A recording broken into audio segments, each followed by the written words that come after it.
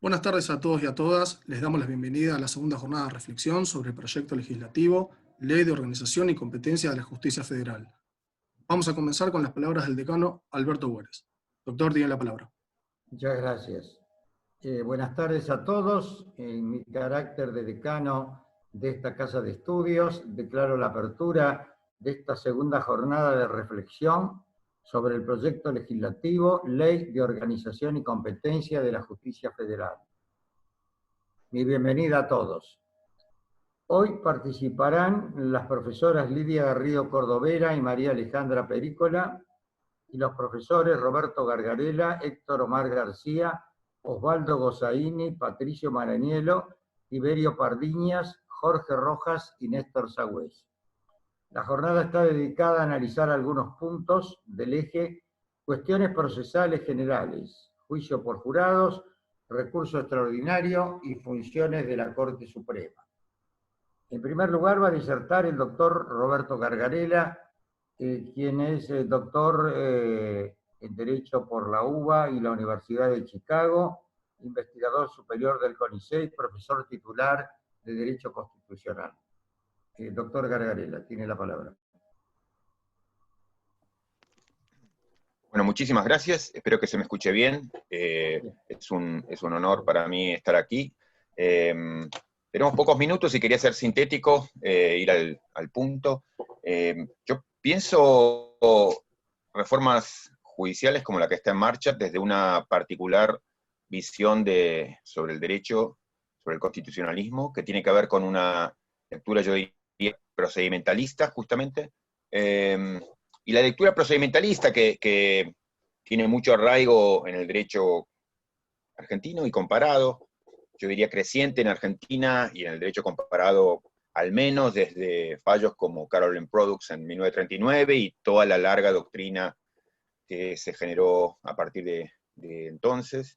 Y lo que recomienda es pensar la Constitución y la creación legislativa de un modo específico, que es asumiendo un enorme margen de deferencia hacia la política, hacia el legislador, en todas aquellas cuestiones que podemos llamar sustantivas, pero ese enorme margen de deferencia hacia el legislador, hacia la política, se contrapone, tiene como contracara que cada movida que haga el poder político en relación con los procedimientos va a ser examinada con el escrutinio más estricto. Esto quiere decir que en la relación jueces-legisladores y jueces-política, los jueces deben ser muy diferentes a lo que haga la política, por ejemplo, en materia de decisiones económicas, qué nivel de impuestos quiere establecer, debe tener amplísimo margen, pero la contracara de ello es que debe tomar esa decisión con un estricto cuidado por los procedimientos, y además la decisión no debe estar destinada a socavar los procedimientos sobre los cuales está parado y sobre los cuales toma la decisión. Esta es como la gran división entre procedimiento y sustancia, en donde, para decirlo de modo general, la justicia se concentra en la cuestión procedimental, entendida en un sentido robusto, pero en la cuestión procedimental, y la política en las cuestiones sustantivas. Esto lo que quiere decir es, ¿no puede entonces la política modificar las reglas de juego? Sí, lo puede hacer. Sin embargo, si lo va a hacer, primero debe hacerlo, otra vez, en estricto respeto de las reglas procedimentales, y si va a tocar entonces las reglas procedimentales, eso va a merecer un análisis, digamos así, el heightened scrutiny, digamos, el escrutinio más intenso, el escrutinio más estricto, lo cual pone a todas las decisiones que tome el poder político sobre las reglas de juego, a diferencia de todas las demás decisiones, bajo amenaza. ¿Por qué? Porque van a ser miradas con una presunción de invalidez, una presunción de aquí hay un problema, el legislador puede avanzar en este terreno, pero si avanza, insisto, eso va a ser analizado con la mira más estricta, para ver si cada paso que dio se ajusta efectivamente a las reglas de juego, y si no viene a distorsionar las reglas de juego a futuro. Ese sería un poco el resumen de la visión. Pensemos, digamos, tenemos muchos casos muy fuertes, y yo creo que este esquema ayuda a pensarlos bien. Pensemos los intentos anteriores. Consejo de la Magistratura, en el 2006, o, digamos, reformas como la llamada democratización de la justicia. Bueno, ambas tenían problemas extraordinarios, digamos, en cuanto a la sustancia de lo que hicieron y en cuanto a las reglas con las que se llevaron a cabo. Por ejemplo, la reforma del Consejo de la Magistratura, lo recuerdo bien, se hizo en condiciones procedimentales, yo diría como mínimo abusivas, muy parecidas a las que se llevaron a cabo en el Senado cuando se discutió o se pretendió, digamos, aprobar, se hizo este primer intento de aprobar, digamos, la reforma judicial. ¿Qué es lo que ocurrió allí? Bueno, digamos, yo creo que está simbolizado en la disputa que tuvo la expresidenta de la Nación, la actual presidenta del Senado, con alguno de los senadores, en relación con que, digamos, no había habido tiempo para discutir, ni siquiera para conocer lo que allí se ponía en juego a votación, lo cual no es simplemente una falta de cortesía, una descortesía, una falta, digamos, de decoro, sino que es una falla que es también constitucional. Insisto, el principio constitucional es que si se van a tocar las reglas de juego, eso requiere el examen más estricto, y ese examen estricto incluye muchas cosas. Todas ellas fueron, yo diría, deficitarias, en términos de transparencia, en términos de información, en términos de discusión, en términos de debate, en términos de confrontación con el otro, porque no se trata simplemente de que lo obvio, lo exigible, que el legislador opositor esté informado y conozca, sino que tenga la posibilidad de debatir. ¿Por qué? ¿Porque nos gusta la oposición? No, porque están representando a parte significativa de la ciudadanía, y la ciudadanía debe saber de qué se trata, lo que se va a discutir, qué es lo que se va a hacer, qué es lo que se va a llevar adelante, cuál es la intención, por qué sí, por qué no, y podemos disentir, digamos, de eso se trata la creación de leyes de eso debe tratarse la creación de leyes en una sociedad democrática. Entonces, esa falta de debate, esa falta de transparencia, esa falta de conocimiento de qué era lo que se estaba en juego votando, pone, yo diría, en riesgo constitucional muy serio a ese primer intento de llevar adelante la reforma judicial. Ahora bien, dicho esto, que es hasta el momento el ángulo digamos, de análisis, que yo sugiero, es un ángulo procedimental y nos dice lo que hemos hecho hasta ahora es impugnable muy severamente, agregaría algunas consideraciones adicionales en esta misma línea, digamos, procedimentalista. Diría que, digamos, la reforma que se lleve adelante hasta el momento es deficiente en muchos aspectos que tienen que ver para mí con los fines escogidos, los medios escogidos, los procedimientos escogidos, y también, y yo diría sobre todo, lo que no se ha hecho. Si yo tuviera que decir a qué debería dedicarse una reforma judicial, diría a remediar los principales dramas institucionales de nuestra época que tienen que ver, yo diría, con la desigualdad y con la impunidad, con la contribución del sistema judicial a la impunidad del poder. Y a favorecer al mismo tiempo lo que no se ha favorecido hasta hoy, que es el acceso de los sectores más vulnerables a la justicia. Eso es susceptible de reformas muy sencillas que han sido exitosas en toda la región, en todo el mundo. Pienso en reformas en Sudáfrica, pienso en reformas en India, pero pienso en reformas en Costa Rica, en la Sala 4, y pienso en reformas en Colombia, digamos, con la tutela, con las acciones de clase, con el litigio, digamos, estructural. Reformas que son muy sencillas de implementar, reformas que han sido exitosas cada vez que se implementaron y que transforman no solamente la relación justicia-ciudadano, porque hay un acceso inmediato, digamos, extraordinario, sobre todo en los sectores más vulnerables, sino también termina transformando el contenido de las decisiones. ¿Por qué? Y porque los jueces se encuentran ante una avalancha de demandas sobre temas que nunca habían tematizado porque no habían tenido la oportunidad. Hoy, en cambio, toda nuestra estructura judicial se encuentra taponada y tabicada con barreras que hacen muy difícil el acceso de los más vulnerables a la justicia en términos formales, en términos técnicos, en términos económicos, y pensando tal vez en, por ejemplo, el acceso a la reforma a la Corte Suprema. Podría hacerse mucho para favorecer que los sectores más vulnerables tengan acceso todo el organismo judicial, pero también a la Corte Suprema. Hoy hay trabas de cientos de miles de pesos para acceder a recurso extraordinario, hay trabas en cuanto a cuántos renglones tiene la presentación, qué formalidades ha cumplido o no cumplido. Bueno, la tutela, por ejemplo, es un mecanismo que usted lo puede presentar aún sin abogado, aún siendo un analfabeto, aún siendo, digamos, lo puede presentar oralmente, o lo puede presentar lleno de errores de ortografía, en un papel cualquiera. ¿Pero por qué? Porque lo que se busca es lo obvio, es permitir que los que están más golpeados puedan tener facilidades en el acceso a la justicia. Entonces, ¿merece reformarse el sistema judicial? Por supuesto, pero merece reformarse por un lado, en ciertos contenidos particulares, que es, yo diría, insistiría, facilitando el acceso ciudadano, facilitando el acceso a los más vulnerables al sistema judicial, bloqueando, digamos, lo que hoy es la regla, que es la cobertura mutua entre poder político y poder judicial, esto es, en la lucha contra la impunidad. ¿Se pueden hacer cosas? Por supuesto que sí, yo diría, aún en la línea de favorecer sistemas de jurado en esas áreas. Esto es, más control ciudadano y no para lo que hoy se hace, que es permitir que la propia élite dirigente, entre jueces, legisladores, empresarios, se favorezcan entre ellos. Entonces, hay mucho fácil que puede hacerse, y además debe hacerse de otro modo.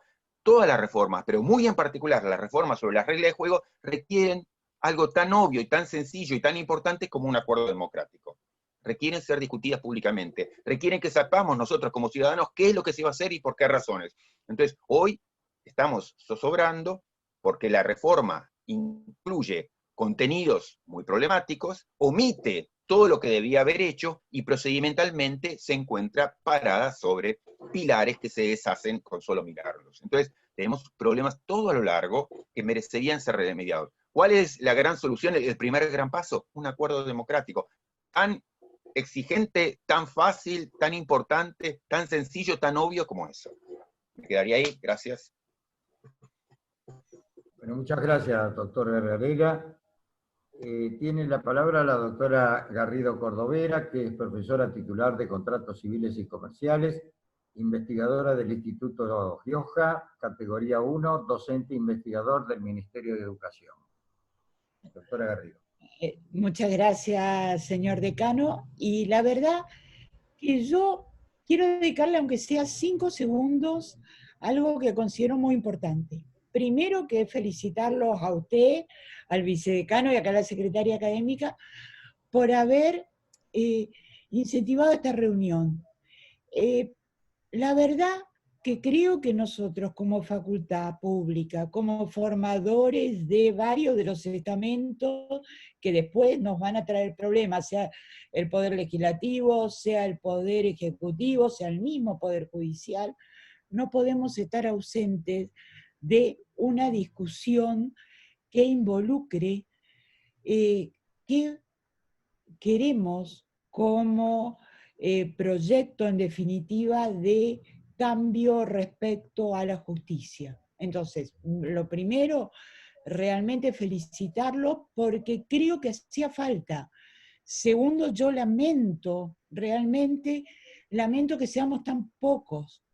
Porque, a ver, si yo, que no es mi área de expertise, ni derecho procesal, ni derecho constitucional, sino que hago civil y hago intereses colectivos y hago otro tipo de cuestiones como consumidor, me animo a decir, bueno, debatamos porque lo que está en juego en definitiva es uno de los poderes y el poder de contrapeso en el Estado de Derecho.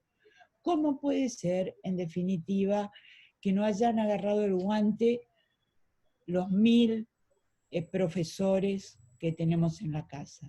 O sea, realmente estoy un poco enojada, si ustedes quieren, con mis pares. Perdónenme, y ahora sí voy a entrar a lo que considero que es el núcleo de discusión, y como yo me había notado en varios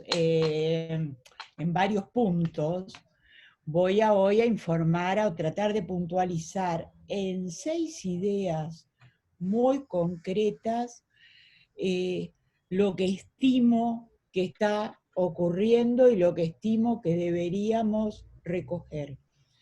Primero que tenemos que recoger toda la experiencia que se ha hecho en Justicia 2020, tanto en la parte de derecho procesal, civil y comercial, como en la parte de derecho penal. También tenemos que recoger en materia de juicio por jurado las leyes provinciales que lo han trasladado también al fuero civil. Entonces, lo primero que yo marco es la construcción de esta reforma judicial no como una isla o algo aislado, sino edificada sobre lo que la mayoría de los profesores acá que se han dedicado al tema vienen escribiendo hace más de 30, 40 años, que yo cada tanto lo leo para tutela inhibitoria, para algún tipo de acciones de incidencia colectiva. Pero eso me llevó a mí a plantearme el primer problema de mis puntos, que sería la oportunidad. ¿Se necesita una reforma judicial? Sí, yo reconozco que se necesita una reforma judicial. ¿Es el modo y es el tiempo? Y ahí mi respuesta es, no es ni el modo, porque procedimentalmente coincido con lo que marcó el doctor Gargarella, nos falta todo ese proceso de construcción, de debate, de acuerdo que se necesita para llevar adelante una reforma, y tampoco es el momento. En el momento en que se presenta, estábamos todavía discutiendo el tema de la pandemia. Ahora vamos a empezar a discutir el tema de la pospandemia. Tenemos problemas de distribución de recursos entre nación y provincia. ¿Con qué dinero voy a enfrentar una reforma que mínimamente, aunque sea gradual, me va a llevar a mí a tener que cubrir determinados cargos y determinados sueldos? Entonces, ¿necesario? Sí. ¿Oportuno? Realmente creo que no.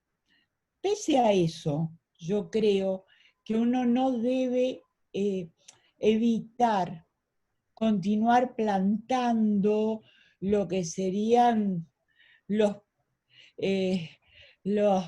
estacas para una futura reforma. Entonces, en el listado con el cual nos convocaban a nosotros, estaba todo el tema procedimental en cuanto a proceso civil y comercial. Obvio que ahí yo soy de los que consideran que hay que reforzar todo el tema de la oralidad, de la inmediatez, de los medios alternativos de solución de conflicto, de la digitalización, de tratar también de ver si esos juicios por jurado funcionan, en qué casos de justicia civil. Y ahí yo me apoyo en algunos constitucionalistas que leen la Constitución Nacional diciendo que el juicio por jurado no es un atributo exclusivo del derecho penal, por más que está mencionado en uno de los artículos específicamente para ese supuesto. También los otros artículos me habilitan.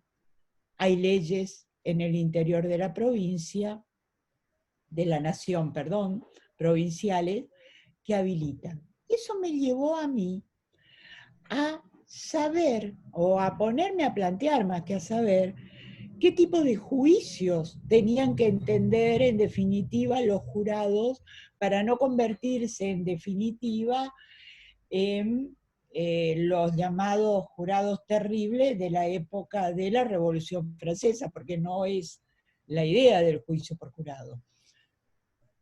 Y aparecen los intereses de incidencia colectiva como uno de los puntos básicos o uno de los primeros puntos que podrían ser resueltos en esta temática. Ya adelanto, porque no sé cómo voy con el tiempo, que ese también es un supuesto que yo planteo de función prioritaria para la Corte Suprema.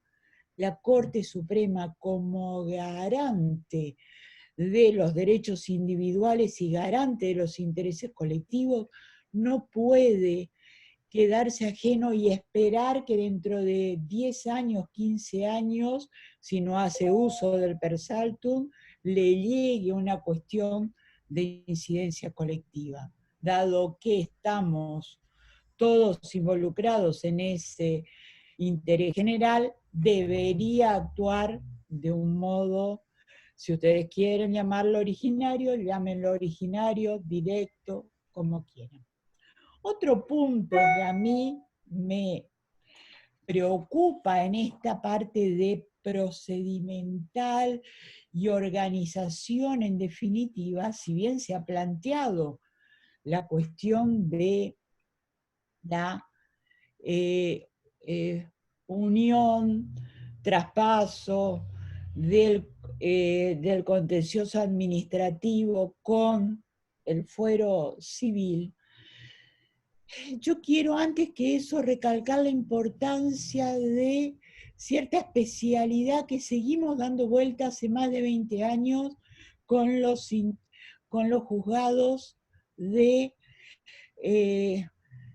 tendientes a la defensa del medio ambiente y tendientes a la defensa del consumo. Están en la Constitución, están en las constituciones provinciales, hay provincias donde directamente tenemos juzgados especializados con esa competencia. ¿Por qué en un futuro macroproyecto no terminamos de consolidar estos tipos especiales de justicia que implican una potencialidad de daño muchísimo mayor a veces que simplemente un accidente o un recurso común administrativo? Una de las soluciones, dada la escasez económica y el tema de recursos, era que si van a fusionar para evitar cuestiones de conflicto de competencia, el fuero contencioso administrativo con el fuero civil, también, ahí ya me está avisando, lo vi, ahí vamos a poder, si ustedes quieren redistribuir, utilicemos esa misma masa de recursos para algunos quizás de los contenciosos o algunos de los civiles, especializarlos en derecho ambiental, especializarlo en derecho al consumo. ¿Qué es lo que yo estoy buscando ahí? Que no quede en letra muerta el 42 y el 41, porque hoy por hoy yo tengo varios llamados a concurso para defensa del consumidor que no se realizaron. Para ir cerrando, respecto a qué opino yo sobre el tema de la Corte Suprema. La Corte Suprema, yo sigo sosteniendo, es la garante máxima de los derechos individuales o colectivos de todos nosotros en un Estado de Derecho. Adolece de un problema en cuanto a cumplir a veces con los plazos o no tener plazos para establecer sus resoluciones, lo cual genera esa irritación obvia en la comunidad. El número no ha demostrado que implique mayor eficiencia. La variación, la oscilación que hemos visto en número, no me ha garantizado nunca mayor eficiencia. Sí, ahí yo recogería el tema de la cuestión de género. Si se produce una vacante, debería ser llenado por una mujer más, para cumplir realmente con el equilibrio.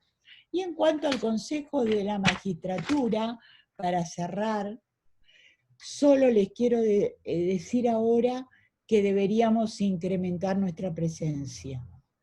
La verdad, no creo que baste que la universidad o la academia tenga un solo representante en el Consejo de la Magistratura. Deberíamos tener una mayor presencia, por algo somos, en definitiva, formadores de futuros jueces y futuros legisladores. Muchas gracias por la atención y disculpen. Se lo mandaré, doctor Güemes, mis 7 puntos por escrito. Muchas gracias, doctora Garrido, Cordovera. Le toca el turno ahora al doctor Osvaldo Bosaini, que es profesor titular regular de Derecho Procesal Civil, director del Departamento de Derecho Procesal, investigador, publicista, etc.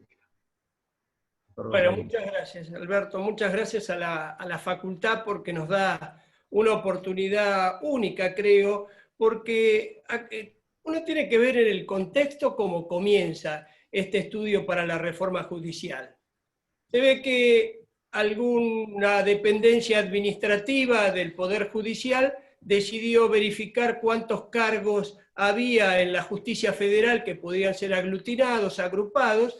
Esto no es un trabajo de un jurista, es un trabajo de un contador, un administrador de organización, y me hizo acordar mucho a cuando en la época de Alfonsín Humberto Quiroga había hecho lo mismo y elaboró toda una teoría sobre el derecho procesal organizacional, que así lo llamó, donde se determinaba el funcionamiento que podía tener la justicia en orden a problemas de división de competencias y no de jurisdicciones. En este contexto, la presencia de todos nosotros, como profesores, como voces que ponen una alerta, una sugerencia, una recomendación, me parece muy útil porque no hay proyecto. Estamos hablando de una reforma que no existe, una reforma que se va a elaborar, de manera que si por vez primera la facultad ha tenido esta, no digo por vez primera la facultad, por vez primera quieren escuchar la voz de los académicos y de los universitarios, pues bienvenida sea esta ocasión. Porque ya voy casi cumpliendo más de 40 años de abogados, 42 exactamente, y no he pasado un solo gobierno sin que alguno me haya convocado para conversar, para trabajar sobre alguna reforma. En todos, lo que muestran alguna independencia, porque siendo muy joven había trabajado con Alfonsín, con el tema de que después se generó el derecho procesal organizacional, con Menem, con Elías Hassan, fuimos trabajando también los proyectos donde se devino un buen cambio para la justicia, que fue la introducción de la mediación, y bueno, no haría todo el escenario de donde se participó, pero siempre hubo algún problema. Y el problema es que los jueces aplican las reformas para generar cambios de 360 grados. Es decir, las reformas caen en saco vacío. Las reformas no se han cumplimentado adecuadamente porque siempre hay un problema que tiene que ser el punto de partida para analizar esto. No hay reforma judicial que pueda funcionar si el Código Procesal va a seguir siendo el mismo. Esto es una realidad muy notable. Cuando recién el profesor Gargarella y Lidia Garrido Cordovera nos decían, miren lo que nos está pasando con la justicia que existe en la Constitución, pero no existe en la realidad. No existe amparo ambiental porque lo critican al juez porque es un autoritario, el juez del amparo ambiental. Luego, la justicia del consumidor, creados en la Ciudad Autónoma de Buenos Aires, la justicia del consumo, y ahí están esperando el sueño de los muertos que algún día se resuelva. ¿Y quieren más? Las grandes reformas procesales, cuando existieron y fueron buenas, introdujeron la mediación y introdujeron muchas veces frases que nunca se cumplieron. El juez debe estar presente en la audiencia bajo pena de nulidad. 42 años de abogado, nunca había una nulidad porque el juez no estuvo presente en la audiencia. Luego, presionando más, se trató de la 25488 que el juez tuviera la presencia en la audiencia preliminar bajo pena de no poder llevarse a cabo y no ser realizada. ¿Qué ocurrió? Que como este Código Procesal Civil y Comercial de la Nación que nosotros utilizamos se aplica para todos los fueros, empezó la segmentación. La justicia civil, respetuosa, acató muchas veces la presencia del juez directora en la audiencia del 360. Pero el contencioso administrativo jamás. Muy raro era poder ver en una audiencia preliminar al juez. ¿Por qué? Y como el Estado no puede conciliar, ¿qué voy a hacer allí? Principio de libertad probatoria y adelante. La justicia comercial, y aquí nuestro vicedecano lo puede contextualizar mucho mejor. ¿Qué ha ocurrido? Y ¿por qué no privatizamos la etapa probatoria? ¿Por qué no hacemos las audiencias declarativas en los despachos de los abogados que tienen un sistema? Y bueno, ese sistema es contrario al código, no es la audiencia pública que se quieren, pero como todo el sistema procesal trabaja con las nulidades relativas, todo lo que se consiente se convalida y el silencio termina convalidando muchas cosas más. Efectivamente, lo que ha ocurrido aquí es que se nos abre un panorama para una reforma importante. Esta reforma quizás debiera comenzar por pensar en la herramienta, por los obreros, no por los grandes directores, que este es un tema a pensar. Los grandes directores son hoy el poder del juzgado. El juzgado es una unidad de poder, es una unidad repetitiva de funciones que hacen todos igual. Hay juzgados que tienen funciones de notificadores, funciones de audiencistas, y esa ya longeva proyecto de la gestión judicial uniforme, la Oficina de Gestión Judicial, que ha generado la posibilidad de reunir las mismas funciones de varios juzgados en una sola unidad de gestión, hubiera sido un mecanismo útil, no solo para mejorar y optimizar el funcionamiento de la justicia, sino para evitar la duplicación de sueldos, y no estoy hablando de que la justicia esté desmesuradamente con empleados. Creo que también allí hay la necesidad de tocar algunos aspectos. Uno de ellos, indudablemente, tiene que ser la Oficina de Gestión Judicial. La Oficina de Gestión Judicial también ha significado un mecanismo interesante que nosotros lo hemos visto fracasar en aquellas unidades que se trataron de común acuerdo. Por ejemplo, la notificación electrónica. Hoy sufrimos la notificación electrónica porque el avance informático es mucho mayor al que le generan los tiempos para las contrataciones de los servidores, y entonces eso trae también una dificultad muy importante. Cuando uno trata de visualizar entonces hasta dónde podemos seguir funcionando con un mecanismo de reformas para lo macro, pero no para lo micro, es evidente entonces que tenemos que hacernos algunas preguntas. Yo lo he dicho ya en otras oportunidades, no me importa si la Corte tiene 3, 5, 7, 9, 12 miembros, que tenga los que quiera, pero es un cuerpo. Es un cuerpo que funcionalmente puede trabajar en sala. Si lo quieren hacer así, pero no pueden 2 jueces o 3 definir la unidad nomofiláctica de un sentido. Por ejemplo, si en materia penal seguimos con la seguridad jurídica o vamos al abolicionismo penal, y esto no lo puede resolver una sala penal, es un cuerpo el que tiene que resolverlo. Si en materia procesal y procesal constitucional, muchos de nosotros alentamos la figura social protectiva del juez y también el uso de las medidas autosatisfactivas con bilateralidad. Pero hoy la Corte las resiste. ¿Qué pasa si ahora tuviéramos una sala civil que resolviera y cambiara la jurisprudencia vernácula de la Corte? No digo que no se puede, digo que la sala de la Corte, pudiendo trabajar en sala, tiene que trabajar en plenario siempre. Este se parece el objetivo de la reforma. No me importan las herramientas, no me importan los individuos, lo que quiero es llegar a una fórmula que me permita trabajar con la tranquilidad de la seguridad jurídica y con algo que se viene pergeñando hace tiempo, la necesidad del precedente judicial. La propia Corte, ya desde hace algunos fallos y algunos directamente, está diciendo, tiene deber de acatamiento, mis fallos son obligatorios, cuando sabemos muy bien que por la propia Constitución la Corte trabaja para el caso concreto y resolviendo un caso y no con efectos erga omnes. Por eso puede ser un buen servicio la justicia, pero tenemos que adivinar muy bien cuál va a ser el rol institucional de la Corte.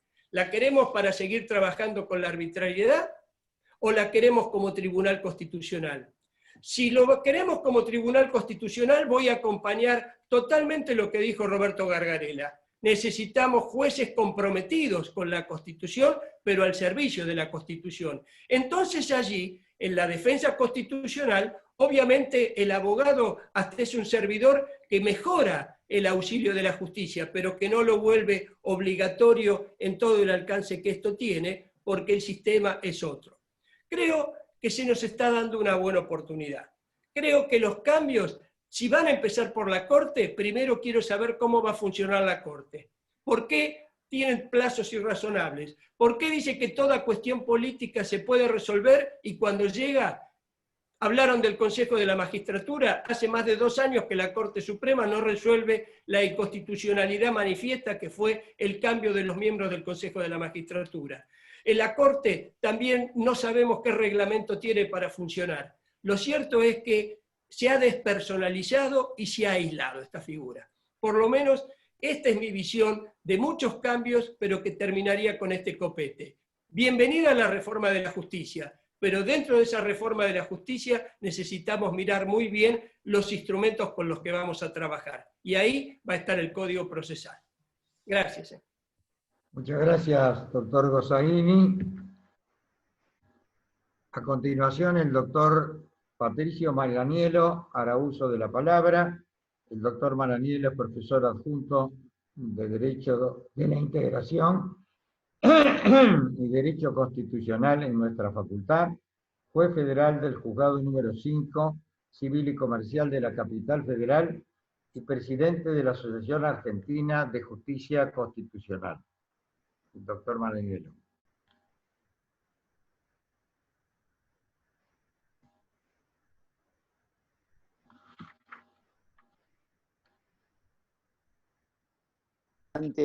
No solamente para la parte académica, sino para la justicia y más aún para los ciudadanos. No nos olvidemos que cada reforma judicial nosotros estamos interviniendo en el ciudadano común, porque al ciudadano común la última instancia que tiene es la justicia.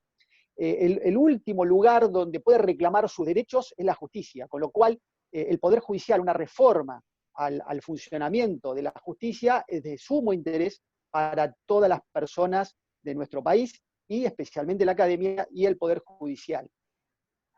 En primera medida, me gustaría solamente hacer una pequeña introducción en lo que hace a la actividad del Poder Legislativo. Si nosotros estudiamos las últimas reformas, las iniciativas surgieron de los poderes políticos, el Poder Ejecutivo y el Poder Legislativo. Y la pregunta sería, ¿hay un activismo legislativo en este caso? A semejanza del activismo judicial, porque no nos olvidemos que también en la justicia existe el activismo judicial. El activismo judicial, si nosotros definimos rápidamente, es la función que tiene el juez más allá de la función específica, supliendo inactividades del Poder Legislativo o del Poder Ejecutivo donde no regula normas y establece sus regulaciones, su punto de vista para resolver el conflicto. El activismo judicial donde establece un rol, una función que va más allá de su rol específico. ¿Pero por qué? Acá tenemos que centrarnos. El por qué y cuál es el límite. El por qué es porque el Poder Legislativo, un poder del Estado, no cumple con su función. Con lo cual hay un activismo. No cumple con su función, no cumple o no encuentra una norma para resolverlo. Entonces hay una falencia, hay una ausencia.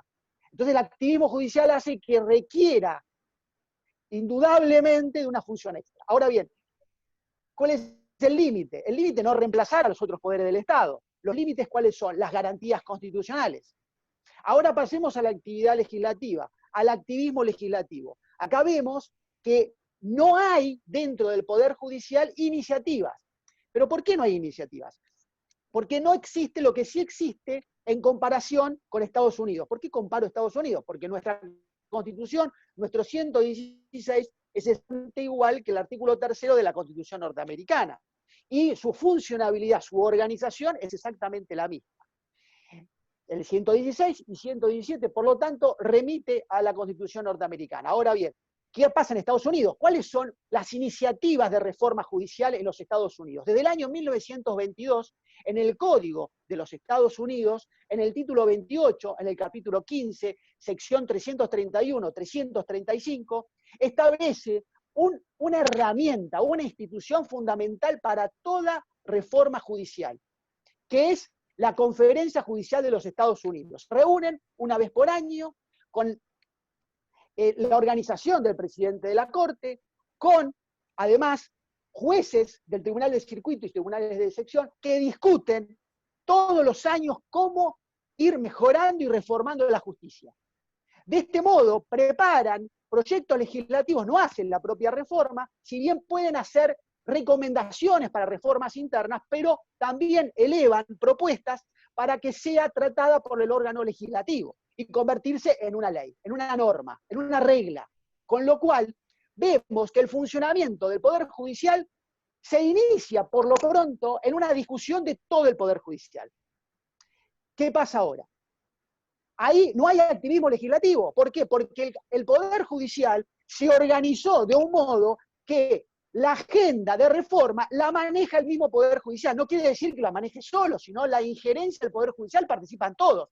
Abogados, académicos, fiscales, defensores, la ciudadanía, la opinión pública. Es una verdadera reforma, pero institucional abarcativa, iniciada dentro del seno, que es el Poder Judicial. ¿Qué organismo está mejor capacitado para establecerlo? O por lo menos dar una opinión. Es el Poder Judicial junto con los letrados, junto con los abogados. Por lo tanto, dar iniciativa,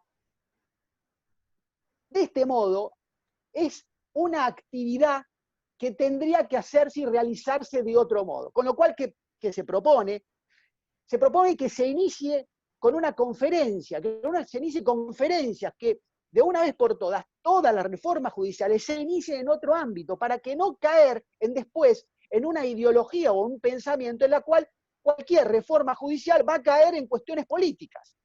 Entonces, si se inicia de otro modo, ya va a tener otra imagen, otra discusión. ¿Y cómo mejoramos la justicia? Entonces, en nuestro país, como no existe esta funcionabilidad, etapa previa, lo hace el Poder Legislativo o el Poder Ejecutivo. Entonces existe un activismo legislativo.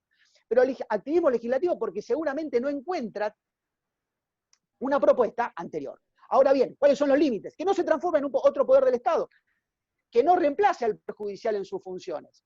En esto hablo lo que establece la Constitución como reglamento interno para la justicia, en la Corte Suprema de Justicia, en el artículo 113 de la Constitución Nacional, que establece que el reglamento interno lo tiene que establecer la propia Corte. Y hay un límite muy delgado para todas las reformas que se están proponiendo en un reglamento interno. Con lo cual, aquí sí tendría un límite. Con lo cual, hay activismo legislativo hoy por ausencia de proyectos.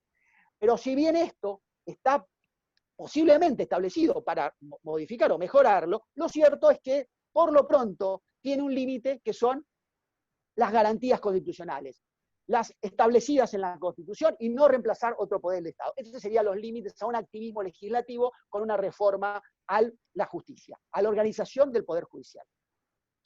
Dicho esto, tenemos que ver, ¿es necesaria la reforma? Nosotros ahí escuchamos a Lidia Garrido, a Gargarella, al doctor Gossaini hablar sobre la reforma, con relación a la necesidad.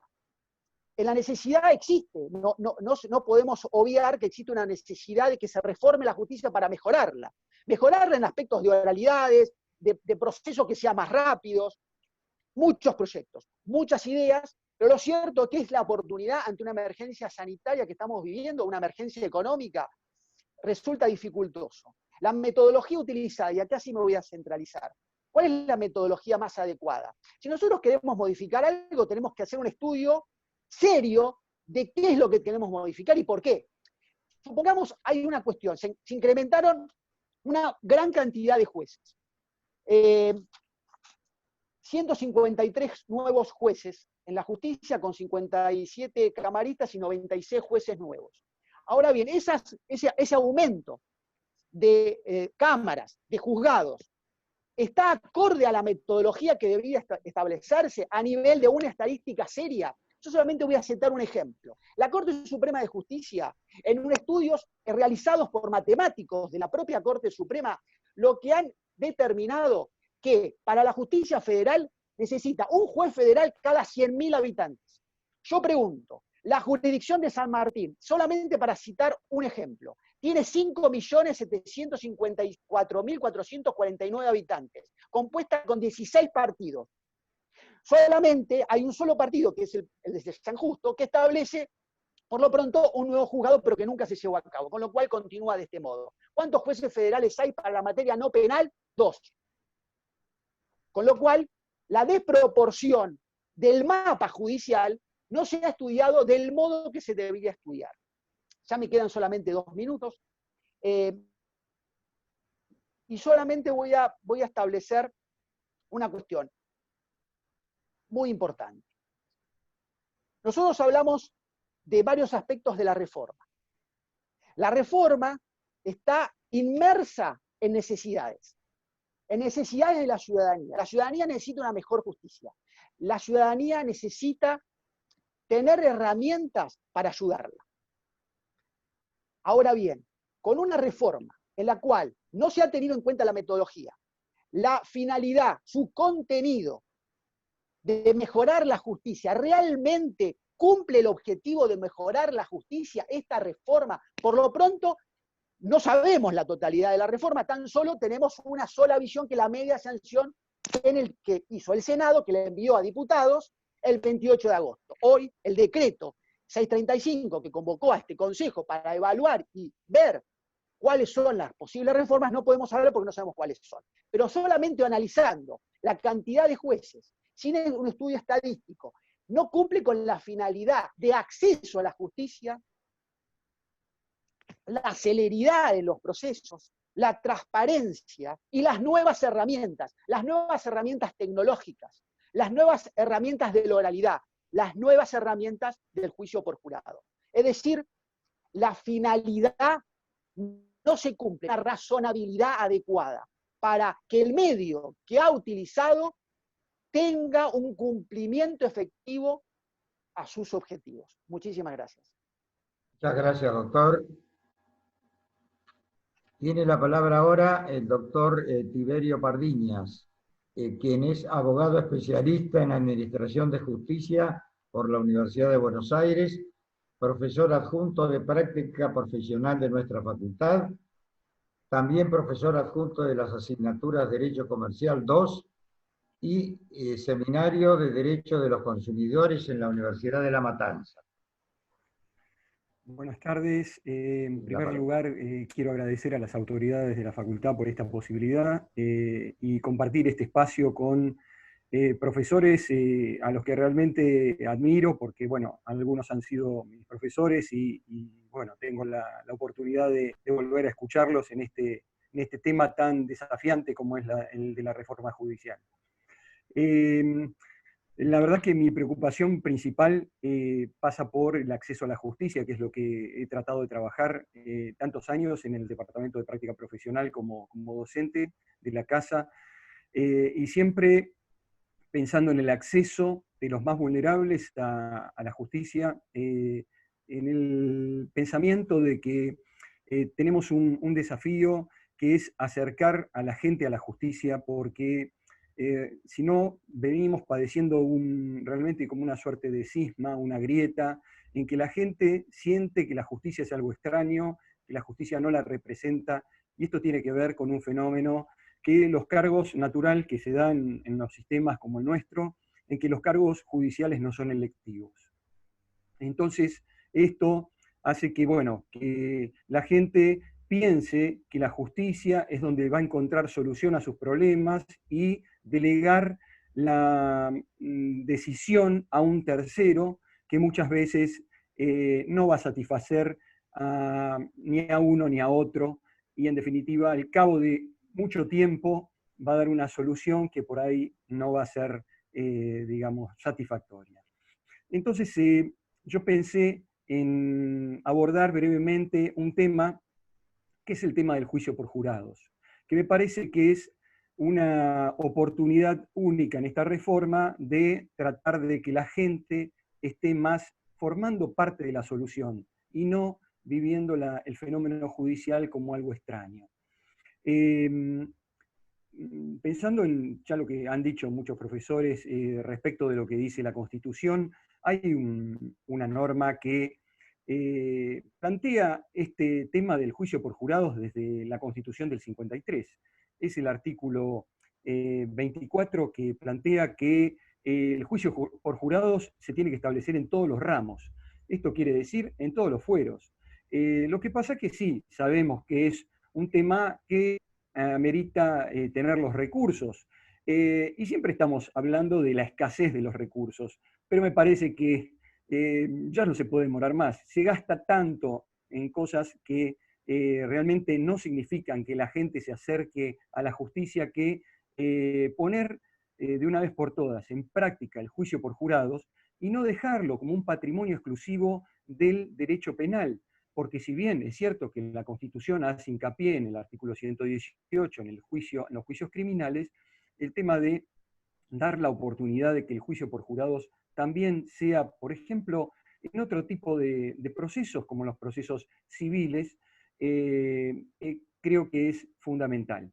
En este sentido, creo que la Constitución del 94, con la reforma del 94, al haber introducido las acciones colectivas, y después esto ser receptado por el Código Civil y Comercial, nos ha dejado una suerte digamos, de oportunidad que también hay que aprovechar, que tiene que ver con digamos, la cuestión de una mora legislativa en la materia que tenemos que completar, que es regular las acciones colectivas. Nosotros vamos a recordar que la Corte, en el fallo Alavi, reguló las acciones colectivas, pero esto fue una creación pretoriana. La idea es que esto sea un producto democrático del Congreso.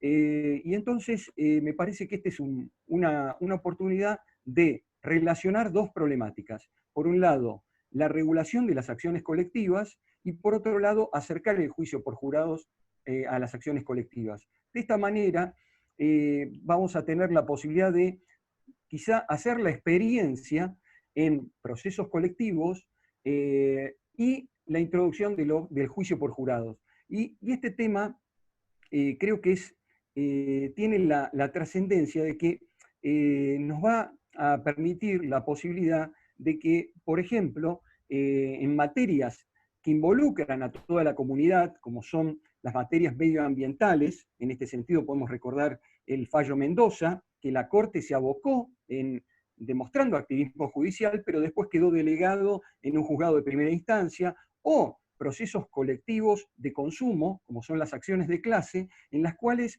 la introducción del juicio por jurado puede dar la oportunidad de que la gente se sienta participando de este fenómeno y entonces no, digamos, no se sienta como en el fenómeno particular de siempre. La gente aislada de lo que se decide en la justicia, sino formando parte de la solución. No pretendo, digamos, ocupar más minutos, por eso un poco la propuesta concreta es este tema, avanzar de una vez por todas con un mandato constitucional incumplido durante más de una centuria, y esta es una oportunidad que me parece única. Muchas gracias. Muchas gracias, doctor Pardiñas. Tiene la palabra la doctora María Alejandra Perícola. Bueno, buenas tardes. Agradezco la posibilidad de participar de esta convocatoria realizada por la Facultad de Derecho y saludo muy cordialmente a la distancia al doctor Bueres, al doctor Gebhardt, a la doctora Silvia Nona, a las profesoras y profesores expositores, a quienes están participando y nos están viendo, y agradezco además muy especialmente al equipo de la Oficina de Comunicaciones de la Facultad, porque sin la manera en que arbitran los mecanismos tecnológicos para poder realizar este encuentro, no estaríamos en este momento hablando sobre la reforma judicial que se discute en nuestro país ahora. En estos minutos voy a referirme al proceso de transformación de la jurisdicción por apelación reglada hacia una jurisdicción por apelación discrecional de la Corte Suprema de Justicia de la Nación. Y me voy a centrar, o me voy a concentrar, en la necesidad de incorporar el instituto procesal del certiorari positivo como mecanismo estratégico de selección de casos y construcción de una agenda judicial racional. El maestro Germán Vidar Campos sostenía que la Corte Suprema es, al mismo tiempo, la cabeza de uno de los poderes del Estado y un tribunal de garantías de los derechos humanos fundamentales. Así, tal como lo ha señalado el profesor Gustavo Ferreira, la estructura judicial observa tres funciones capitales. Primero, decidir conflictos, tanto en su jurisdicción por apelación ordinaria como en la originaria. Segundo, la jurisdicción constitucional, en la que tiene lugar el control judicial de constitucionalidad. Y tercero, el autogobierno, hoy en concurrencia con el Consejo de la Magistratura de la Nación. Por eso la Corte Suprema es un poder que debe gobernar y un tribunal que debe ejercer la más alta investidura jurisdiccional, especialmente preparado y preocupado para dar la última palabra sobre la materia constitucional. Y yendo al tema concreto, en cuanto a la jurisdicción por apelación, la Ley 48, en los artículos 14 y 16, como la mayoría de nosotros conocemos, establece con carácter reglado los requisitos propios de procedencia del recurso extraordinario. Cuestión federal simple o compleja en su faz directa o indirecta, sentencia definitiva pronunciada por los tribunales superiores de provincia, resolución contraria al derecho federal y relación directa e inmediata a las cuestiones de validez de los artículos de la Constitución, de las leyes, los tratados o comisiones en disputa. Así, tal como explica el profesor Néstor Sagüez, las metas iniciales del recurso extraordinario federal fueron garantizar la supremacía de las instituciones federales y de la Constitución Nacional sobre autoridades federales y provinciales y además la casación federal. No obstante, con el correr del tiempo, el recurso extraordinario sufrió una transformación, especialmente por el avance de la doctrina de la arbitrariedad de sentencias, que ha llevado a que el recurso extraordinario sea utilizado como mecanismo de activación de una casación general y como recurso de justicia y equidad. Y a ello se sumó la aparición de la causal de gravedad institucional, como mecanismo para la apertura del recurso extraordinario, no obstante la ausencia del requisito propio de procedencia de la sentencia definitiva. Pero eso no es todo en el proceso de transformación de la jurisdicción reglada a la jurisdicción discrecional de la Corte. Vigentes a nivel jurisprudencial, la doctrina de la arbitrariedad de sentencias y la gravedad institucional como causales de apertura del recurso extraordinario federal, distintas, recordemos, a las expresamente establecidas en la Ley 48, a fuerza de introducir mayor complejidad en el sistema de jurisdicción apelada de la Corte, a través de la Ley 23.774 de 1990, el Congreso Nacional, además de aumentar el número de jueces integrantes de la Corte Suprema, introdujo una importante modificación en el Código Procesal Civil y Comercial de la Nación. Así, el nuevo artículo 280 estableció que la Corte, según su sana discreción y con la sola invocación de esta norma, podrá rechazar el recurso extraordinario por falta de agravio federal suficiente o cuando las cuestiones planteadas resultaren insustanciales o carentes de trascendencia. Nace así, de esta manera, nuestro certiorari negativo, cuyo antecedente inmediato, pero no igual, es el certiorari de la experiencia norteamericana. Este aumento de la discrecionalidad del máximo tribunal de nuestro país para definir su propio campo de funciones y de actuación, reforzó la dimensión política del rol institucional de la Corte, permitiéndole seleccionar los casos más relevantes y dejando de lado los que carecen de relevancia pública. Asimismo, El objetivo era que dicha modalidad debería tener un impacto en la cantidad de trabajo asumido por el tribunal, de forma tal de aliviarlo para concentrarse en aquellos casos que guardan directa relación con sus más altas funciones institucionales. No obstante, tal como ha señalado el profesor Pablo Manili, la falta de fundamento para el rechazo de un recurso, amén de los cuestionamientos que pueda recibir y que de hecho ha recibido sobre su constitucionalidad, implica de por sí la exteriorización de que la decisión no tiene bases jurídicas ni objetivas, sino políticas y subjetivas. Pues bien, luego de 30 años de sancionada la ley 23.774, los problemas que acuciaban a la Corte y que justificaron, a criterio del Congreso en ese momento, la incorporación del mecanismo del certiorario negativo, persisten. La idea de reducir el número de causas que llegan al máximo tribunal a efectos de centrar su actuación en casos de trascendencia pública no se ha logrado materializar. Por ejemplo, las causas ingresadas entre 2013 y 2016 promediaron las 16.000 por año. En 2017 hubo una leve baja y en 2018 pasaron a 27.970 causas a raíz de los reclamos por reajustes jubilatorios. Y estos son datos publicados por la propia Corte Suprema de Justicia, ¿no? Por supuesto. En 2018, la Corte Suprema dictó 6.814 sentencias e hizo uso de las atribuciones contempladas en el artículo 280 del Código Procesal en 2.838 sentencias. Y en 2019 dictó 7.246 sentencias y aplicó la fórmula del 280 en 2.381. Y en este punto resulta interesante brevemente comparar estos datos estadísticos con los de la Corte Suprema de los Estados Unidos, que en promedio recibe alrededor de 10.000 peticiones al año. Para el periodo 2019-2020, el Tribunal Superior de Estados Unidos, es decir, la Corte, concedió solamente 71 certioraris, de los cuales 57 ya han sido resueltos a la fecha.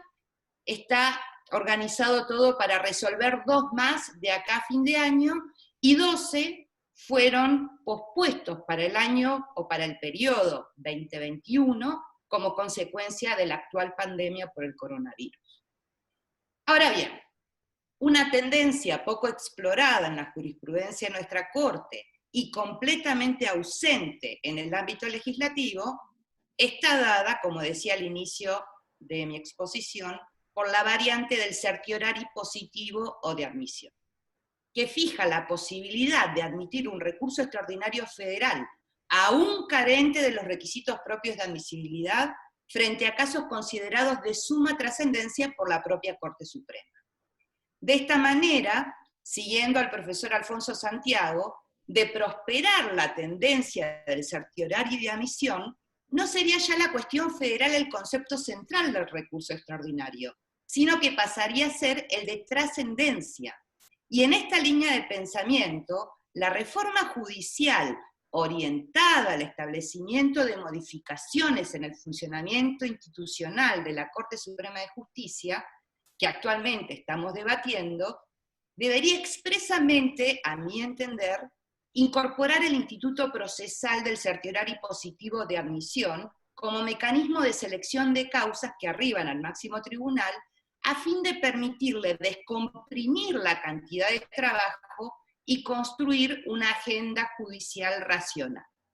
Esta modificación legislativa es necesaria, ya que el artículo 280 del Código Procesal no fue diseñado por el legislador como mecanismo de admisión del recurso extraordinario.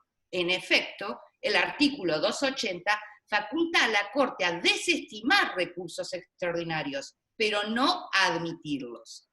Así, la incorporación legislativa del Instituto del Certiorari Positivo de Admisión contribuiría a fortalecer la jurisdicción discrecional de la Corte Suprema, ya que le otorgaría la necesaria flexibilidad para cumplir su misión institucional como poder del Estado, a través de la elección, reitero, de un número determinado de casos para ser tratados a lo largo del año judicial, en virtud de la regla de la trascendencia y considerando los recursos humanos y materiales con los que se cuenta. Además, y con esto voy concluyendo, el reconocimiento legal expreso del certiorari positivo tendrá consecuencias sobre el ejercicio profesional de la abogacía, ya que al momento de interponer el recurso extraordinario federal, la abogada o el abogado, a más de preocuparse por explicar el error del tribunal inferior en la interpretación del derecho federal involucrado en el caso, más que eso va a tener o deberá concentrarse en persuadir a la Corte Suprema que su caso tiene trascendencia para que pueda la Corte entonces decidir incorporarlo entre estos casos que van a ser seleccionados para ser resueltos en el año judicial. Dicha trascendencia, por ejemplo, podrá verse reflejada en la necesidad de que el máximo tribunal intervenga en una determinada área del derecho a través de un pronunciamiento que imponga autoridad, o en la demostración del impacto nacional que tendrá la sentencia a dictarse, o en la necesidad de uniformar la jurisprudencia en materia de derecho federal ante diversas interpretaciones en conflicto en tribunales inferiores, entre otros ejemplos. Asimismo, dado que el requisito que se tuvo en cuenta o en miras al momento de admitir el caso fue la trascendencia, resultaría conveniente que previo a adoptar la decisión final, la Corte Suprema realice audiencias públicas a fin de elevar la calidad institucional de sus sentencias y generar un espacio de participación ciudadana y difusión pública de la eficacia y objetividad de la administración de justicia que realiza la Corte Suprema. De esta manera, se otorgará mayor previsibilidad y mayor seguridad jurídica a la actividad desplegada por la Corte Suprema de Justicia de la Nación, en pos de continuar garantizando la supremacía constitucional y la vigencia irrestricta de los derechos fundamentales. Bueno, muchas gracias por la atención. Muchas gracias, doctora Película. A continuación disertará el doctor Jorge Rojas, que es profesor titular de Derecho Procesal Civil de nuestra Casa de Estudios y es presidente de la Asociación Argentina de Derecho Procesal. Doctor Rojas. Muchas gracias, Alberto. Bueno, en primer lugar, para mí es un honor compartir este panel con tan destacados profesores. Y como tenemos pocos minutos, lo que quisiera es tratar de mencionar tres aspectos básicos que creo que son fundamentales. Uno es la realidad que tenemos, otro es el rol de la universidad y otro son las reformas en sí mismas de las que nos toca hablar. La realidad que tenemos no hace falta describirla mucho, pero todos sabemos que es una situación muy delicada por la que atraviesa nuestro país. Es una situación crítica que nos hace incurrir en una especie de espiral decadente desde hace muchísimo tiempo. Por lo tanto, me parece que estamos convocados a tratar de superar esta situación de crisis que atravesamos desde hace tantísimo tiempo. Y aquí es donde quiero insertar el rol de la universidad. Cuando quiero insertar el rol de la universidad, lo que quiero hacer mías son las palabras de la doctora Garrido Cordovera en el sentido de felicitar a las autoridades, y voy a reiterar lo que les dije por mail cuando recibí la invitación. Creo que es una iniciativa muy, pero muy importante a ponderar lo que han hecho, porque me parece que desde la universidad podemos tener una mirada distinta frente a esta realidad y apuntando hacia la reforma judicial, que colabore a superar estas grietas políticas que existen en Argentina y que con una mirada distinta a la meramente política, que por supuesto no voy a valorar acá porque no corresponde, sino que voy a tener en cuenta una mirada de tipo académica o técnica para analizar lo que significa lo que se está llamando reforma judicial, que en algunos casos se dice que no es reforma judicial. Por lo tanto, creo yo que el rol de la universidad es fundamental a tener en cuenta en este sentido, porque me parece que es el que puede ayudar a abrir los canales de diálogo necesarios que tienen que existir a fin de que la sociedad pueda participar, como se ha dicho aquí, en todo lo que significan estos proyectos de reforma que, como voy a señalarlo ahora, tienen un carácter meramente moderado en lo que se ha hecho, en lo que se ha desarrollado, en lo que conocemos. Fíjense que no se habla prácticamente ya de la reforma que se quiso hacer dentro de la órbita de la ley de concursos y quiebras, y aprovecho que está Marcelo acá para mencionarlo, porque caemos siempre en una especie de lugar común. Fíjense que estamos atravesando una crisis tan profunda desde el punto de vista social, con el impacto económico que todos conocemos por efecto de esta pandemia, que estamos vislumbrando el volumen de empresas que van a caer en situación de concursos o directamente van a quebrar. Sin embargo, lo único que se nos ocurrió desde ese punto de vista es caer en caminos comunes o en lugares comunes como postergar plazos, ampliar plazos, suspender ejecuciones, y algún iluminado en algún proyecto dijo hay que flexibilizar las líneas de crédito para colaborar con las empresas. Con lo cual, todo esto me parece que está muy bien y estamos todos de acuerdo. Sin embargo, lo que no advertimos es que seguimos trabajando con el mismo proceso universal que seguimos trabajando desde siempre. Es decir, el molde dentro del cual que pretendemos introducir las reformas que queremos introducir para mejorar una situación afligente sigue siendo el mismo.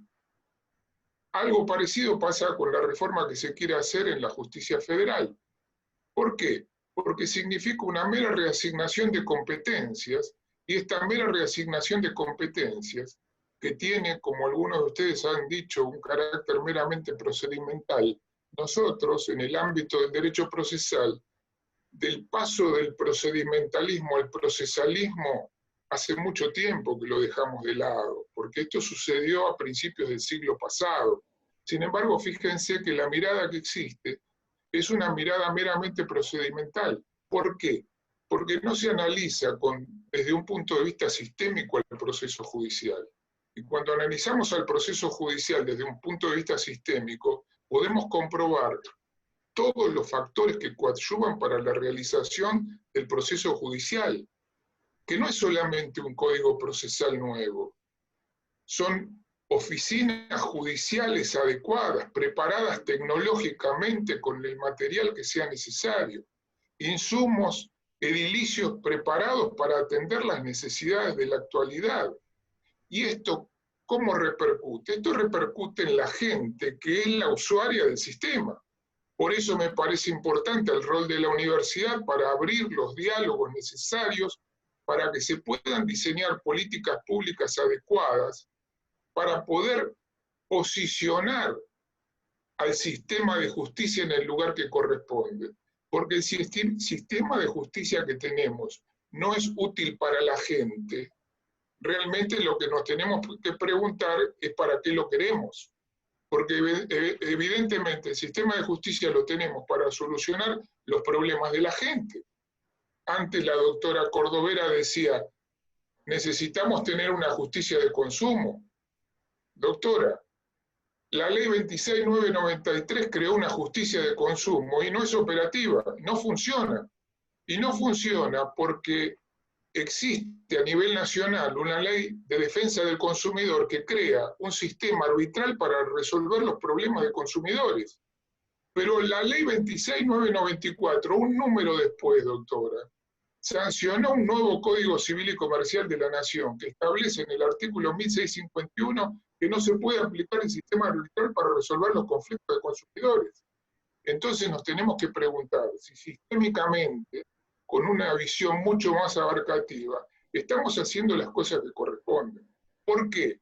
Porque seguimos trabajando con el mismo molde anquilosado, viejo, antiguo, que no sirve por la rigidez que tiene para resolver los problemas de la gente. Y yo ayer participé en la facultad de una charla en materia de familia porque me invitaron a participar en una charla en materia de familia, y una de las cosas que señalaba era precisamente que el proceso de familia no es útil para resolver los problemas de la gente. Y el Código Civil hoy dice que necesitamos para el proceso de familia jueces especializados con un apoyo multidisciplinario. Y me pregunto, ¿dónde está eso? No existe. ¿Por qué? Porque no existe la visión sistémica del proceso como para poder dar respuestas adecuadas a la sociedad, y por eso tenemos el sistema de justicia relegado a un segundo plano, al punto tal de no haber revestido carácter esencial en esta época de pandemia. Y acá es donde me parece que coadyuva la universidad para abrir ese diálogo que es necesario a los fines de que la comunidad pueda participar, y ahora desde un punto de vista ya no político estrictamente, sino esencialmente académico, técnico y específico, a los fines de proporcionar salidas adecuadas para trabajar en líneas que tengan que ver con respuestas útiles para la gente. No necesitamos la eficiencia del sistema porque cambiamos un artículo por otro. Necesitamos la eficacia del sistema, es decir, que se puedan lograr los fines para los cuales el sistema fue diseñado.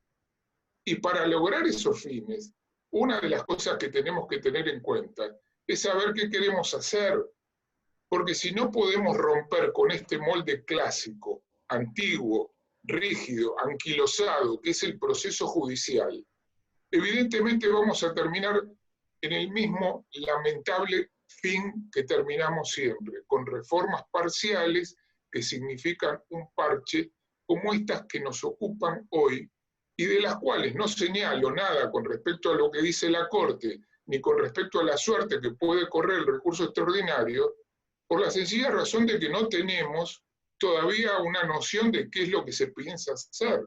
Pero fíjense que dentro de esa comisión de notables, una sola persona pertenece al ámbito del derecho procesal civil. De 11, 1. La pregunta que uno se hace es el rol que nosotros le vamos a dar a esta materia, que me parece que es la importante para que pueda ser operativo el abogado ejerciendo la profesión, porque estamos formando abogados con una especie de deficiencia desde el punto de vista operativo para que el sistema de justicia funcione como corresponde. Y voy a dar un ejemplo concreto para que veamos de qué estoy hablando. Ustedes hace un momento acaban de mencionar el caso Mendoza, que fue resuelto por la Corte Suprema de Justicia de la Nación. ¿Cómo resolvió la Corte Suprema de Justicia de la Nación el caso Mendoza? Rompió el proceso judicial, lo destruyó. ¿Cómo lo destruyó? Lo dejó de lado. Y entonces convocó a las partes a través de audiencias públicas para escucharlas. ¿Y esto qué significa? Significa el compromiso de la jurisdicción con el conflicto real, no con el caso que se plantea, sino con el conflicto real, para que una vez escuchadas las partes, recién después, ordenando en forma paralela la producción de la prueba que resultaba conveniente y conducente para resolver el litigio, recién después de eso ordenó correr traslado de la demanda. ¿Por qué? Porque había 2 estados demandados, había 2 municipios, había 44 empresas, era un mega proceso, un proceso que nosotros llamamos no solamente colectivo, sino además estructural. Y esto tampoco está regulado. Y esta es una deuda que tenemos desde el año 94 con la nueva Constitución. Y entonces la pregunta que nos hacemos es, ¿cómo podemos ser oídos para ser atendidos desde el punto de vista de las necesidades que presenta la sociedad para tener un sistema de justicia adecuado? Cada pueblo se da el sistema de justicia que estima corresponder. Por eso creo que este paso que ha dado la universidad, puntualmente la Facultad de Derecho, me parece que es un paso importantísimo para abrir canales de diálogo adecuados para obtener información desde un punto de vista estrictamente técnico o académico, como ustedes lo quieran involucrar, para que el legislador pueda hacerse cargo de estas necesidades. Pero estas necesidades deben tener el enfoque que les estoy señalando a los fines de no agotarse únicamente en el proceso judicial visto como el desarrollo de un proceso desde la demanda y la contestación a la obtención de una sentencia. Fíjense que lo que señalaba el profesor Bossaini era la audiencia preliminar. Nosotros desde el año 1953 regulamos por primera vez en la ley 14.237 la audiencia preliminar. Pasaron casi 70 años y todavía seguimos viendo cómo regular la audiencia preliminar para ver si el juez va a estar presente y si va a ser nula la audiencia. ¿Esto qué significa? Significa que el inconveniente no está puesto en la letra de la ley, sino que está puesto además en otros lugares, como por ejemplo la formación del operador jurídico, como por ejemplo el compromiso que pueden asumir los jueces, como por ejemplo el rechazo que han tenido desde el punto de vista reformista, por ejemplo, la justicia civil y comercial, con respecto a otra cosa que señaló el profesor Bossaini, que fue la oficina judicial. ¿Qué se pretende a través de la oficina judicial? Descongestionar el trabajo del juez. No se pretende borrar al juez del proceso, sino descongestionarlo de su trabajo. ¿Para qué? Para que se ocupe de aquella tarea que es esencialmente jurisdiccional. Y entonces cuando pensamos una reforma, no solamente la tenemos que pensar fijando cuáles son los principios en los cuales nos vamos a basar, principios algunos de los cuales no comparto dentro de los que se hicieron en Justicia 2020, por ejemplo, para saber cuál es el sistema que vamos a crear a través del cual esos principios, como presupuestos de contenido político, porque son más o menos convenientes de acuerdo a la situación que se vive en ese momento, lo podamos bajar a la realidad a través de un sistema que resulte operativo con formas metódicamente adecuadas para que esos principios cobren vida dentro de un ordenamiento procesal. Y esto es lo que nos debemos, y esto es lo que celebro que la facultad lo haga, abriéndonos las puertas como para poder ser oídos. Esta posibilidad me parece que es muy beneficiosa desde el punto de vista social, porque puede redundar, si abrimos los canales de diálogo necesarios, en superar grietas que están más allá de nuestra actividad, y que nosotros podemos, de alguna manera, brindar con una mirada distinta, una colaboración, abriendo ese diálogo que es imprescindible desde el punto de vista institucional para superar situaciones como la que nos tocan vivir. Les agradezco el tiempo que me han brindado y es un placer compartir con ustedes este rato. Bueno, muchas gracias a usted, doctor Rojas. Para cerrar esta jornada, disertará ahora el doctor Néstor Sagüez, profesor emérito de la Universidad de Buenos Aires, doctor en Derecho por la Universidad de Madrid, Premio CONES en Derecho Constitucional 1996 y 2006, presidente del Centro Argentino de Derecho Procesal Constitucional, académico nacional en Ciencias Morales y Políticas y en Derecho y Ciencias Sociales, doctor honoris causa por 12 universidades argentinas y del exterior. Tiene la palabra, doctor Sagüez. Bien, doctor Boeres, señor vicedecano, estimados colegas, muchas gracias por la invitación que se me ha formulado. Voy a dividir mi exposición en dos sectores dentro del plazo fijado. El primero alude a la reforma judicial en sí. Desearía subrayar algo que todos ustedes saben mejor que yo, es algo muy importante, pero más que importante, es súper importante. Fijémonos que estamos hablando de la regulación de dos poderes del Estado, el judicial, empezando por la Corte Suprema, y el Ministerio Público, y que también trata en su portfolio de investigación o de ocupación Consejo de la Magistratura. Es decir, eso entre otros puntos, además del juicio por jurados. La carpeta de reformas o de enmiendas, por lo tanto, es realmente impresionante. La segunda observación es que esta reforma judicial se plantea en un momento especial, diría, un único momento donde se conjugan conjunciones astrales negativas. La primera, un problema sanitario, una pandemia global, supera con crisis problemas anteriores que tuvo el país, como la peste amarilla, por ejemplo, en el siglo XIX. En segundo lugar, que estamos sentados sobre una bomba de tiempo, que es la emisión descontrolada del dinero, de papel moneda, cifras realmente muy preocupantes y que según algunos nos puede conducir, quiera que no, a una situación de hecatombe.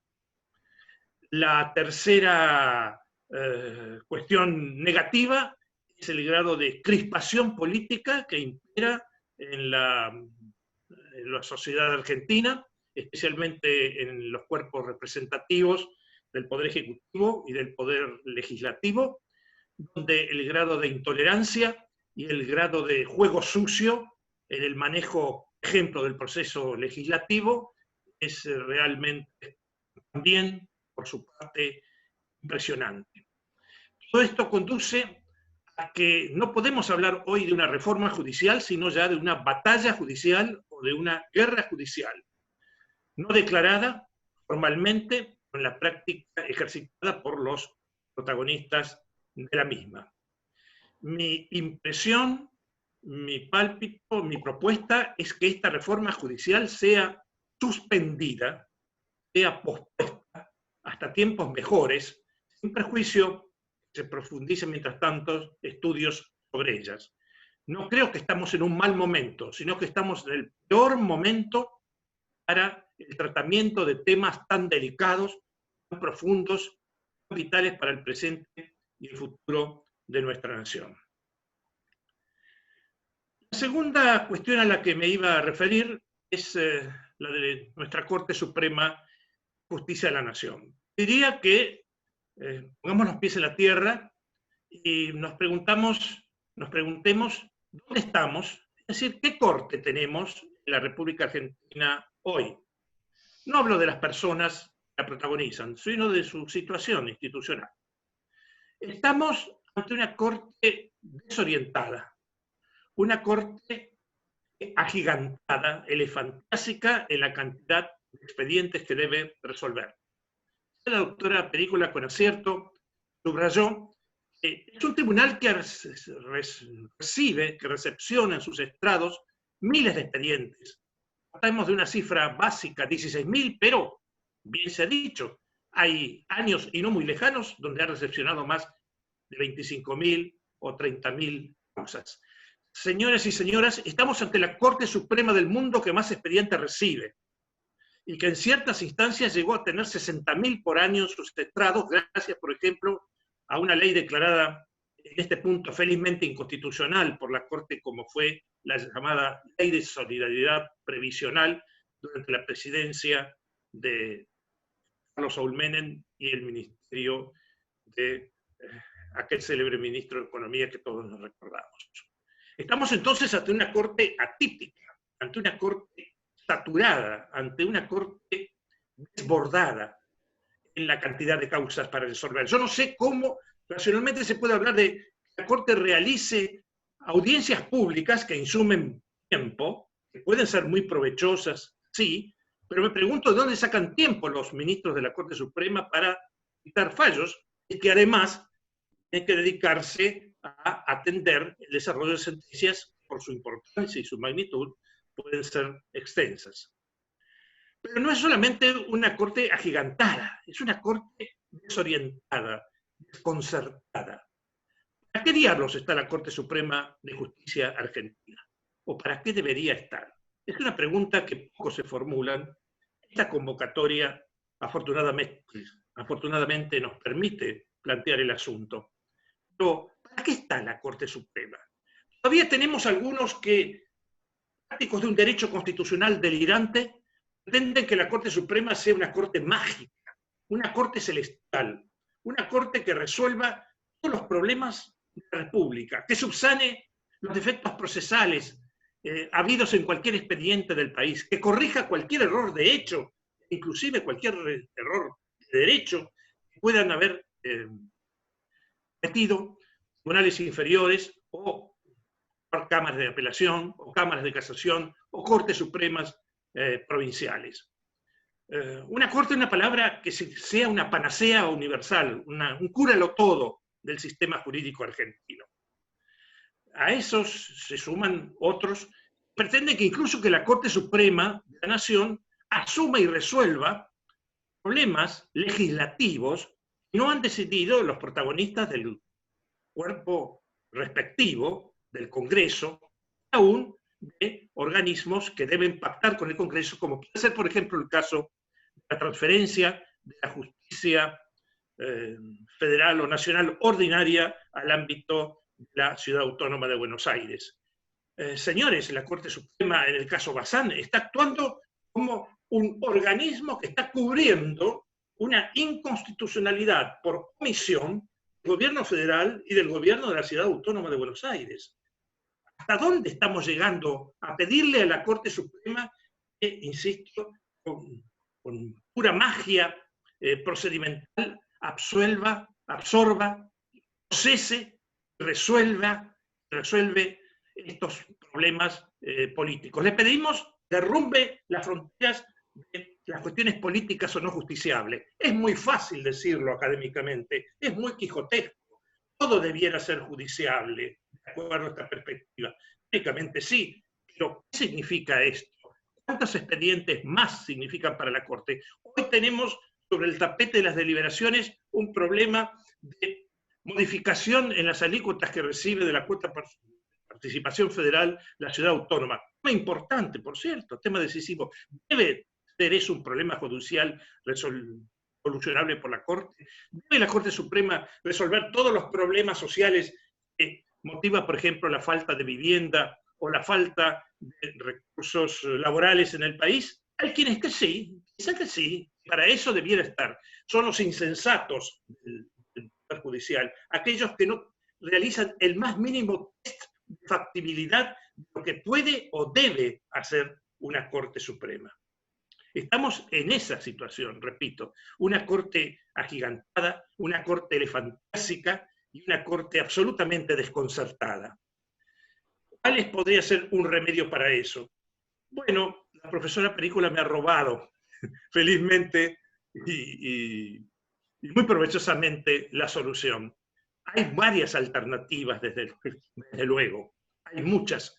He conocido una Corte Suprema en lo civil y penal en Alemania que cuenta con 123 jueces. ¿Por qué? Porque la sociedad alemana entendió que la Corte Suprema debía resolver muchas causas. Sabemos que en Alemania hay una constelación de 5 Cortes Supremas, incluyendo un tribunal constitucional. Pero me parece que esa receta argentina sería desastrosa. Y además, dada la apetencia política de nuestra clase para ocupar cargos judiciales, esto podría conducirnos a situaciones realmente desastrosas. Dentro de lo que ofrece el mercado contemporáneo, entiendo que la solución propuesta ya por la profesora Perícola de acercarnos al modelo estadounidense, de una corte que se ocupe solamente de asuntos de trascendencia institucional, constitucional, en su máxima expresión. Una idea que había planteado Jorge Vanosi ya hace 50 años para la República Argentina, puede ser no un modelo teórico, no un modelo abstracto, no un modelo mágico, sino un modelo real, un modelo aplicado, un modelo en funcionamiento. Desde luego va a tener sus costos, desde luego muchas injusticias quedarán clavadas o ancladas en las instancias inferiores a la Corte, pero seamos conscientes, cada propuesta tiene sus costos, tiene sus beneficios y tiene sus perjuicios. No podemos encontrar una respuesta infantil imaginando la Corte cúralo todo. Deseo concluir aquí con mi exposición a fin de ceñir el debate en este punto que he considerado fundamental. Agregaría una última reflexión sobre el Consejo de la Magistratura, un consejo bastardeado por nuestra clase política, un consejo que traicionó el mensaje del constituyente, que pretendió encauzar los concursos y la reforma del Poder Judicial con menos política, con menos partidismo y con más profesionalismo y con más control de los cuerpos de abogados y jueces, y que la propia clase política se ocupó de adulterar, de pervertir, de corromper, instalando en el seno del Consejo una mayoría de sus representantes, produciéndose aquí un acto gigantesco de gatopardismo institucional, el cual el mensaje del constituyente fue sustancialmente torpedeado, bastardeado y pervertido. Sinceramente, no veo que en nuestra clase política exista mucho interés en poner remedio a estas situaciones, sino tal vez alguno puede pensar quizás en agravarlas. Termino con estas reflexiones algo pesimistas, pero algo realistas también, destacando la necesidad de postergar hoy, en medio de este volcán económico, sanitario y político, el tratamiento de la reforma, no abandonando su estudio, no abandonando su discusión, pero resolver en estos instantes asuntos tan profundos me parece algo que podría compararse así en plena fiesta amarilla de la ciudad de Buenos Aires allá por el 1870, estuviéramos sancionando normas fundamentales para estructurar los poderes del Estado. Nuevamente gracias, señor decano, señor vicedecano y colegas por la atención. Bueno, muchísimas gracias, doctor Sagüez. Concluimos entonces con este acto tan significativo y tan elevado desde el punto de vista académico y doctrinal, y de esta manera también damos por concluida la jornada, la segunda jornada. Les agradecemos a las profesoras y profesores que integraron el panel y a todas las personas que siguieron la transmisión. Podrán acceder quienes deseen al video de las jornadas de este ciclo a través de la página web de la facultad www.derecho.uba.ar. Muchas gracias a todos. Felicito nuevamente a los profesores disertantes. Y me despido de ustedes deseándoles que nos veamos pronto y bien.